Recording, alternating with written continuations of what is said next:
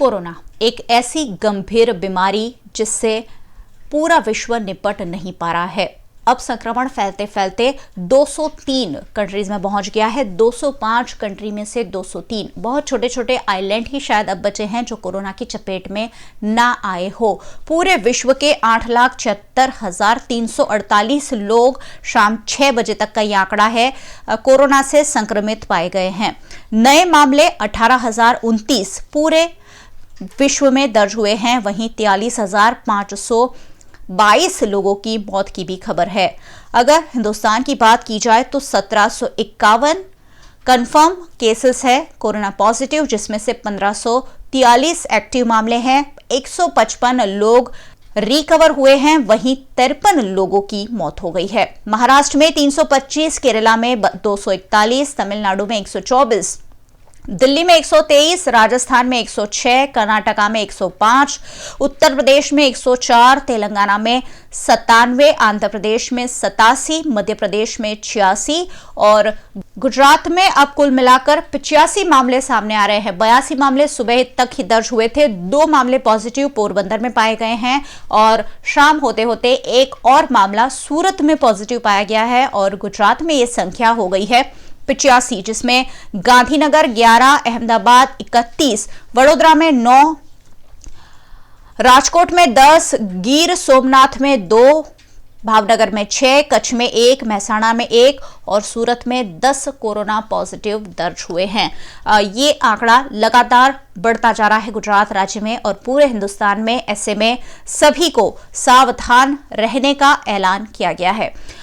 वडोदरा में 9 corona positive, Vadodara में आंकड़ा 9 पर अटका हुआ है। पिछले 3 दिनों से कोई संदिग्ध कोरोना पॉजिटिव डिटेक्ट नहीं हुआ है, जिसके चलते प्रशासन ने राहत की सांस ली है। लेकिन सभी को फिर भी 2 सप्ताह संपूर्ण लॉकडाउन की अपील प्रशासन, पुलिस और सरकार की ओर से की जा रही है।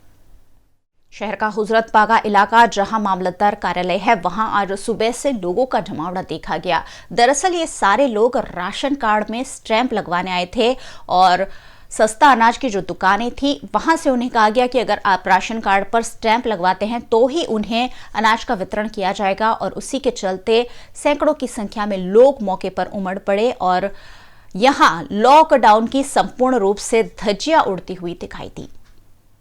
कोरोना वायरस जैसी वैश्विक बीमारी की महामारी से बचने के लिए पूरा राष्ट्र आज लॉकडाउन में है, मगर यहाँ जितनी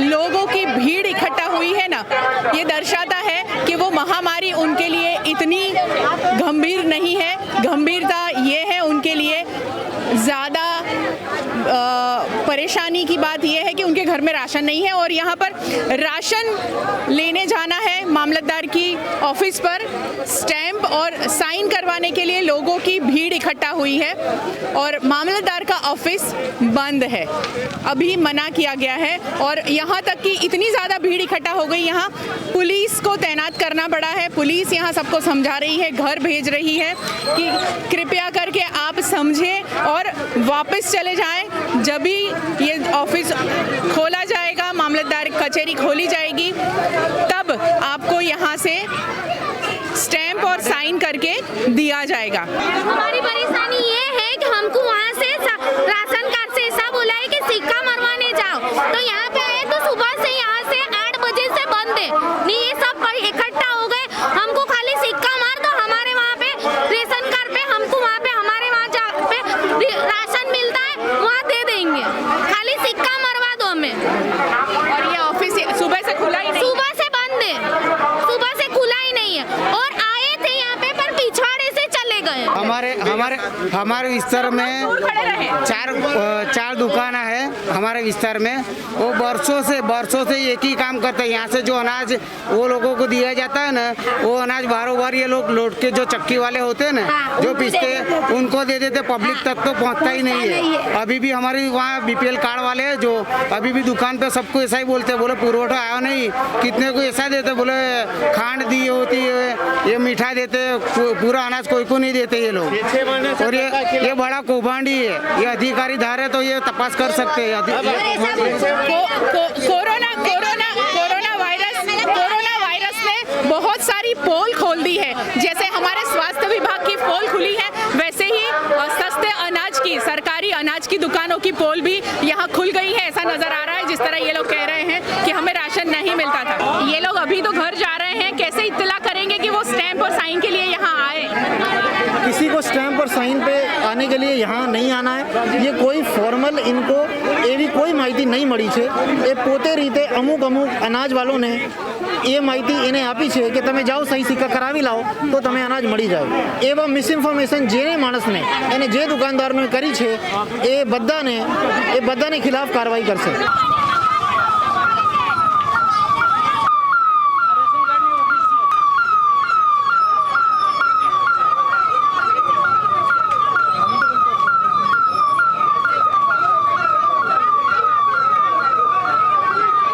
समझाया जा रहा है कि आप घर जाएं और आपके लिए सहूलियत कर दी गई है, आपको कोई भी परेशानी राशन लेने में नहीं होगी।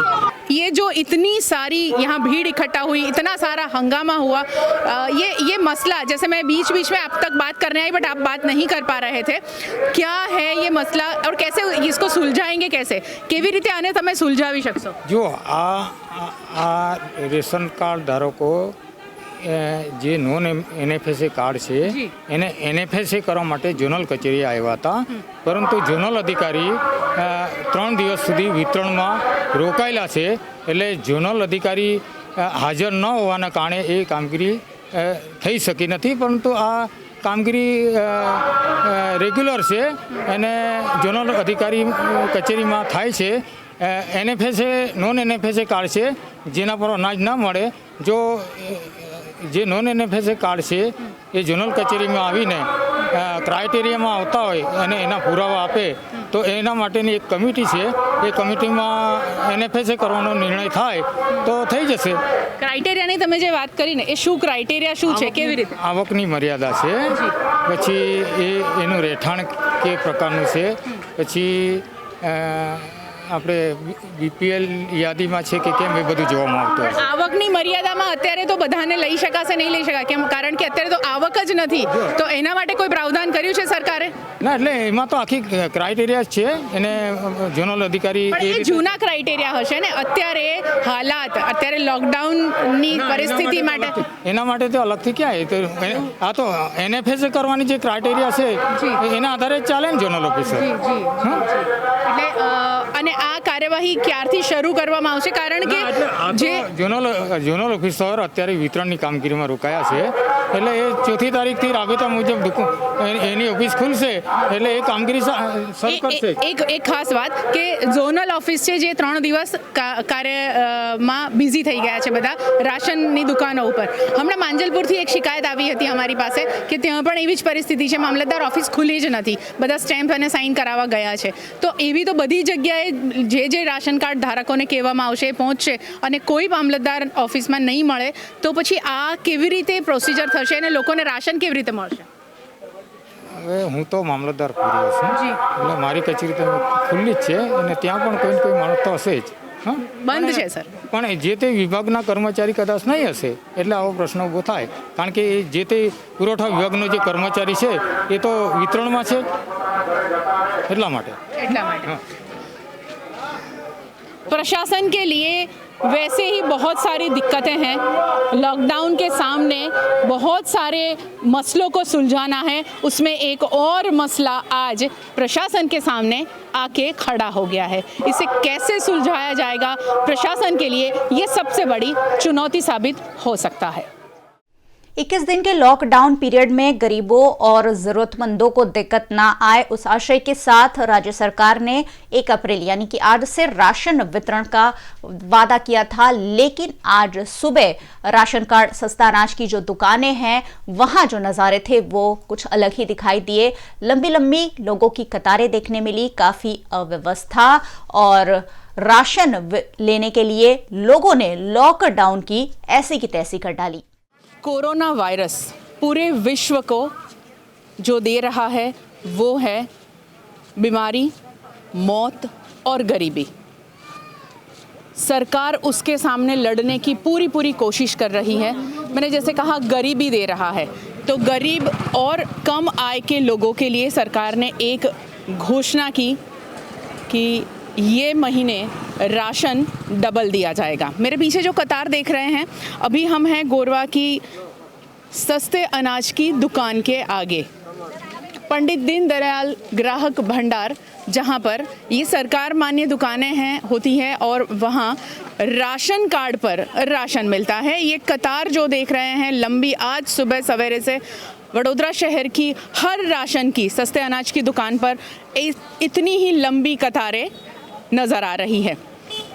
और BPL APL कार्ड धारकों को ये राशन दिया जाएगा।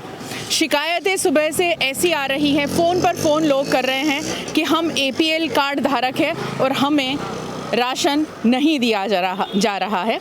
दूसरी शिकायत ऐसी आई है कि आप हर महीने अगर राशन नहीं ले जा रहे हैं तो आपको राशन नहीं मिलेगा।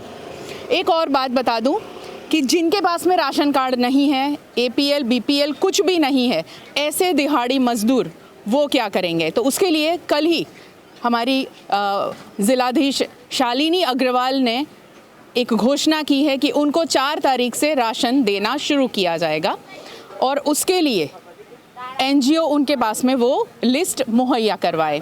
अब APL BPL के बीच में जो फंसे हुए हैं लोग, उसके बारे में जानेंगे यहाँ कि किन किन कार्ड धारकों को, राशन कार्ड धारकों को ये राशन दिया जा रहा है। APL और BPL दोनों कार्ड है तो दोनों को दिया जा रहा है या सिर्फ BPL के लोगों को दिया जा रहा है? BPL और APL वाले को भी मिलता है, पर हाँ। APL वाले को जो 2014 में जो इश्यू किया था वो राष्ट्रीय सलामती कायदा में, इसमें जिसका नाम आया है उसको ही मिलेगा। अच्छा, तो वो नाम आया है, उसका लिस्ट है आपके पास में, किस तरह देंगे आप? हम लिस्ट लेके देते हैं। अच्छा, यानी इतने महीने से आते हैं, 3 साल से, तो हमको पता भी है कि ये इंसान लेने आते हैं जी। यानी APL के लिस्ट के मुताबिक दिया जाएगा और BPL को सभी को दिया जाएगा? BPL सभी को दिया जाएगा, सभी को दिया जाएगा, वो सभी को दिया जाएगा। तो ये APL के लिए 2014 की जो आप बात कर रहे हैं, क्या नियम है वो, क्या किस तरह से? नियम तो मेरे को पता नहीं है, हमको यादी दे दिया, हम वो आदि प्रमाण से हम दे देते हैं। जो इंसान आते हैं राशन कार्ड लेके उसको दे देते हैं। तो कलेक्टर ऑफिस से आपके पास में वो पूरा यादी आ गई? हाँ, यादी तो पहले ही दिया था हमको जी, पहले से ही दिया था। और क्या क्या दिया जा रहा है आज राशन में, जैसे और डबल देने को भी कहा गया है ना? नहीं दिया, हम तो 1 किलो इसमें लिख के ही आता है। हाँ। 1 किलो ये है, 1 500 चावल है। क्या क्या दे रहे हैं बताइए? एक दाल का 1 किलो का पैकेट ही है दाल का, और 1 किलो खांड दे रहे हैं, और गेहूँ 3 500 और 1 500 चावल, वो मिला के व्यक्ति दीठ 5 किलो। टोटल सब कुछ मिला के 5 किलो? नहीं, सब नहीं, दाल और शक्कर अलग अलग है। अच्छा, वो 1-1 किलो अलग अलग है। और BPL वालों को उसकी जनसंख्या के प्रमाण से है। अच्छा, वो तो जनसंख्या प्रमाण है। शक्कर, दाल तो 1 ही पैकेट। घर में जितने सदस्य है उस हिसाब से? हाँ, वो हिसाब से देते। 5 सदस्य है तो कितना? तो नहीं, राशन कार्ड में 5 होते हैं, पर 5 ऑनलाइन में नहीं बोलता, उसमें 3 ही बोलता है, तो 3 का ही राशन आता है। अच्छा, वो होता है। हाँ, तो पर व्यक्ति दीठ कितना होता है उसमें? पर व्यक्ति दीठ 5 किलो। हाँ। 1.5 किलो गेहूँ और 3.5 किलो गेहूँ, 1.5 किलो चावल। अच्छा, बस शक्कर, चावल, दाल और गेहूँ। हाँ, इसके अलावा उनको खुद को बंदोबस्त करना है? हाँ, उसको बंदोबस्त करने का। और एक नमक की थैली है। नमक के साथ में राशन की गिनती जो हुई ना, उसको ये गिनती के साथ में ऐसा लग रहा है कि दाल, चावल, गेहूँ, शक्कर और नमक, अब इससे क्या बनता है ना, वो आप सोच लीजिए।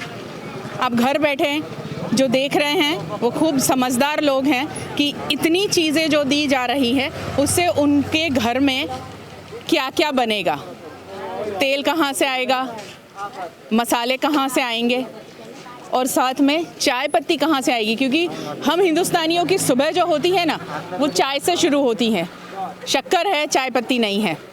और जैसे मैं अभी जितनी भी जगह जा रही हूँ लोगों के पास में, लोग ऐसा कह रहे हैं कि हमारे पास में पैसे नहीं हैं।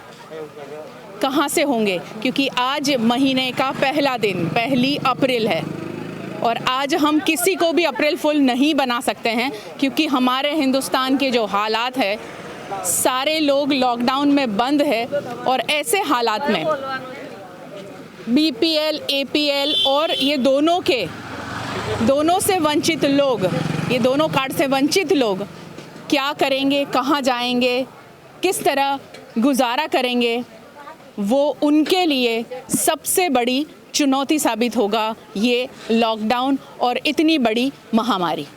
मैडम, ये एपीएल वाला जो मसला है ना कि लिस्ट दिया गया है, सूची यहाँ दे दी गई है और उसके तहत दिया जा रहा है राशन, तो वो कैसे बनाई है, वो सूची कैसे बनाई है, वो लिस्ट कैसे बनाया है कि एपीएल में इनको दिया जाना चाहिए और इनको नहीं दिया जाना चाहिए? ये हमें कुछ मालूम नहीं है, हम तो खाली वॉचिंग के लिए। आप मामलतदार ऑफिस से हैं तो कुछ तो ख्याल होगा ना?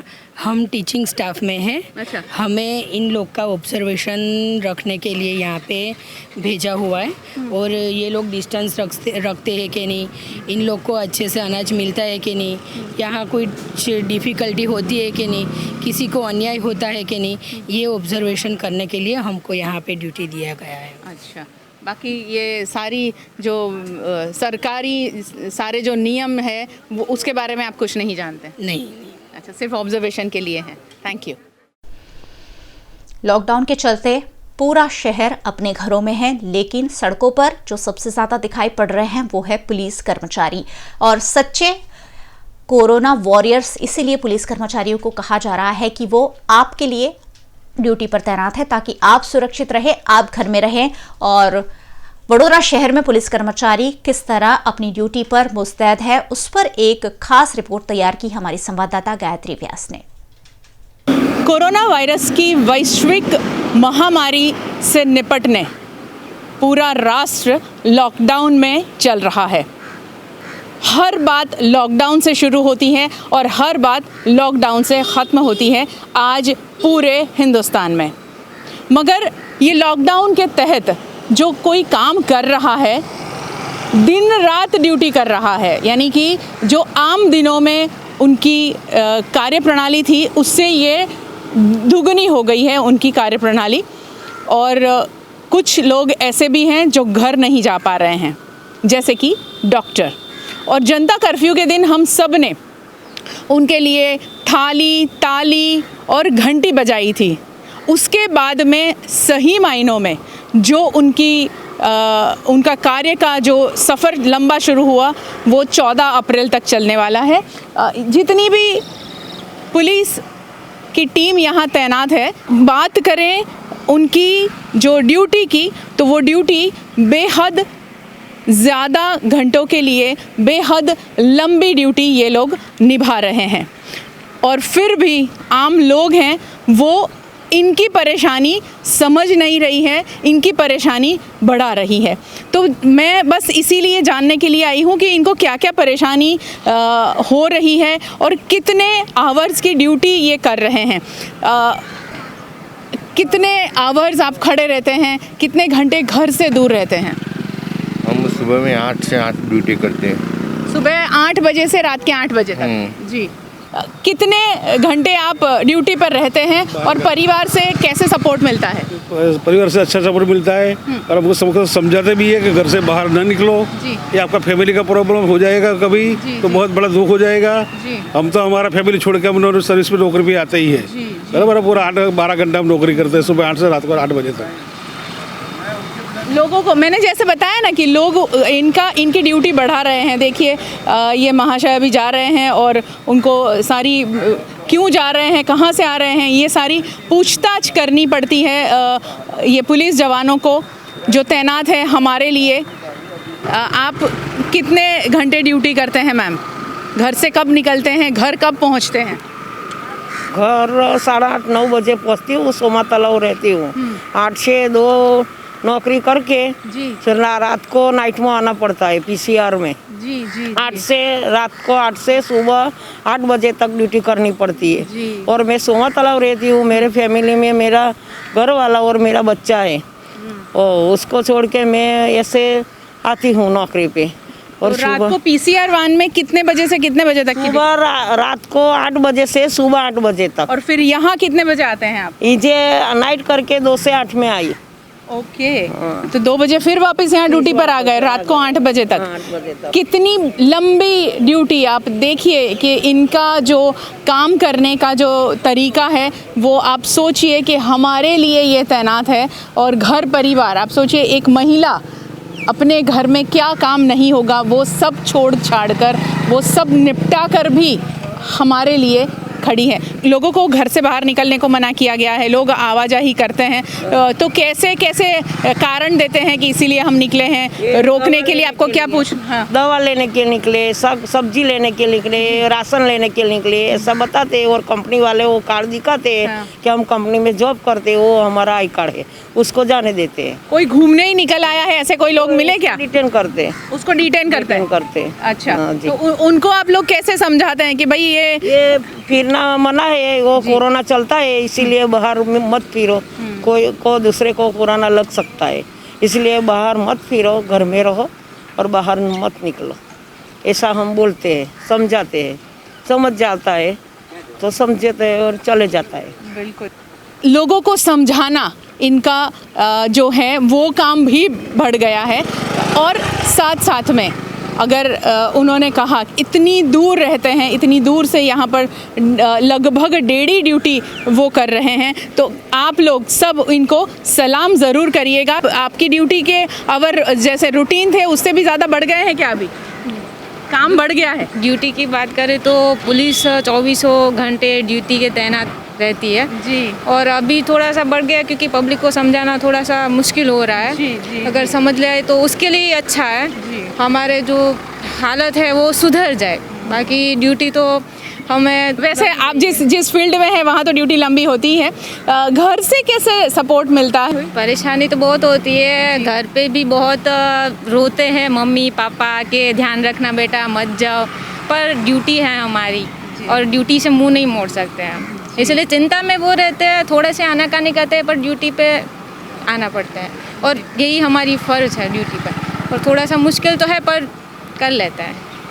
मुश्किल है, नामुमकिन नहीं है। और ये मुश्किल घड़ी में हर काम को मुमकिन बनाना ये सभी पुलिस कर्मियों की जो जिम्मेदारी है ना, वो बहुत बड़ी जिम्मेदारी इन्होंने इनके सर पर, हालांकि प्रशासन ने दी है, पुलिस प्रशासन ने इनको जिम्मेदारी दी है, मगर वो बहुत ही बखूबी ये जिम्मेदारी को निभा रहे हैं। कितने घंटे खड़े रहते हैं? कितने घंटे की ड्यूटी है अभी? ड्यूटी तो हमारी बढ़ गई है अभी। हाँ। और दोपहर 12 बजे से शाम को 4 बजे तक हमारी ड्यूटी है जी। और बाद में नाइट भी आती है। हाँ। तो वहाँ पर जाना पड़ता है हमें नाइट ड्यूटी में।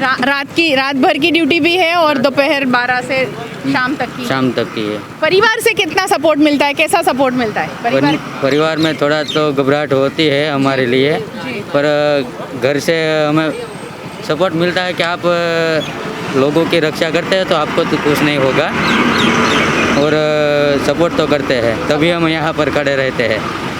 खाने पीने की बात करें, पानी यहाँ आपको मुहैया करवाया जाता है, संस्थाएं आती हैं, NGOs आते हैं, किस तरह से आपको वो सारी सुविधाएं मिलती हैं? खाने पीने की सुविधा तो मिल रही है, और खाने की बात करें तो हमारे कमिश्नर साहब ने खाने की व्यवस्था की है हमारे लिए, और पुलिस हेडक्वार्टर से खाने का टाइम टू टाइम आ जाता है, 2 टाइम का नाश्ता भी आता है, और पीने के लिए पानी भी आता है साथ में, पानी और छाछ दोनों। और संस्था के लोग भी चाय पानी नाश्ता लेके आते हैं। संस्था के लोग भी पहुंचते हैं यहाँ। संस्था की भी सपोर्ट है, और हमारे साहब ने भी अच्छे से व्यवस्था की है खाने पीने की। ये सारी बातचीत जो पुलिस जवान हमारे लिए तैनात हैं उनकी इसीलिए मैं लेकर आई आपके लिए, ताकि आप इनकी परेशानी और इनका डेडिकेशन समझ सकें। जब भी आप घर से निकले ना, वैसे तो अभी लॉकडाउन में हम बंद है घरों में, मगर फिर भी कोई काम से अगर आप बाहर निकले, पुलिस जवान दिखे ना आपको, तो उनको सलाम और थैंक यू ज़रूर कहिएगा, क्योंकि जब ये जवान हमारे लिए तैनात है ना, तभी हम सभी स्वस्थ हैं आज, क्योंकि वो सुरक्षा में तैनात होते थे, आज हमारे स्वास्थ्य के लिए तैनात है, तो थैंक यू तो बनता है उनके लिए। दिल्ली के निज़ामुद्दीन में लॉकडाउन से पहले 22 मार्च को जब जनता कर्फ्यू लगा था, उससे पहले एक मरकज हुआ था जिसमें न सिर्फ हिंदुस्तान के बल्कि विदेश से आए हजारों लोग शामिल हुए थे। लॉकडाउन में ये सारे लोग वहां फंस गए और उसके बाद वहां फंसे रहे, वहां से निकलने को तैयार नहीं थे और उनकी सबकी कोरोना के संक्रमण फैलने से तबीयत खराब होने पर पूरा मामला उजागर हुआ और अब वहां से हजारों लोग निकाले गए हैं। कुछ लोग निकलकर अपने आप देश के अन्य राज्यों में फैल गए हैं। ऐसे में सारे लोगों को मोबाइल ट्रेसिंग के जरिए ट्रेस कर उनका पता लगाया जा रहा है और उन्हें क्वारंटाइन किया जा रहा है ताकि पूरे देश में कोरोना का संक्रमण फैलने से रोका जा सके। वडोदरा में भी कुछ ऐसे ही लोग होने की संभावना के आधार पर जिला स्वास्थ्य विभाग द्वारा उन्हें क्वारंटाइन किया गया है, जिस पर हमारी टीम को जानकारी दी स्वास्थ्य विभाग के जिला पंचायत अधीक्षक डॉक्टर उदय तलावट ने। सर, वीएनएम न्यूज चैनल से मयूरी का बात कर रही हूँ और जो दिल्ली की तबलीगी जमात के मरकज में शामिल लोग हमारे वडोदरा शहर के भी हैं, ऐसी जानकारी मिली है। कितने लोगों को आपने ढूंढा है और होम क्वारंटाइन किया है? अभी मैंने रूरल का देखा है तो 44 का निकला था लिस्ट, उसमें से हमने 29 अभी आइडेंटिफाइड कर दी है। उसमें से अभी तक 19 लोगों को तो क्वारंटाइन हो चुका है, उसका कंफर्म रिपोर्ट है मेरे पास और बाकी की प्रोसेस चल रही है। सर, कौन कौन से इलाके के ये लोग हैं? ज्यादातर वो डभोई, पादरा और देसर तालुका के 14 लोग, वाघोड़िया के 4 लोग हैं, डभोई के 3 हैं, करजोन के 3 हैं। और कितने लोग आइडेंटिफाई करने बाकी हैं सर? अभी 29 तो हो गए, लिस्ट है उसमें से कंटिन्यू हम फोन करके उसको आइडेंटिफाइड कर रहे हैं और नीचे की जो हमारी जो अपनी नीचे वाली सबऑर्डिनेट कचहरी है उनको भी हमने आइडेंटिफाई करने को बोला है कि आप ये नाम के देख लो वहाँ है कि नहीं है।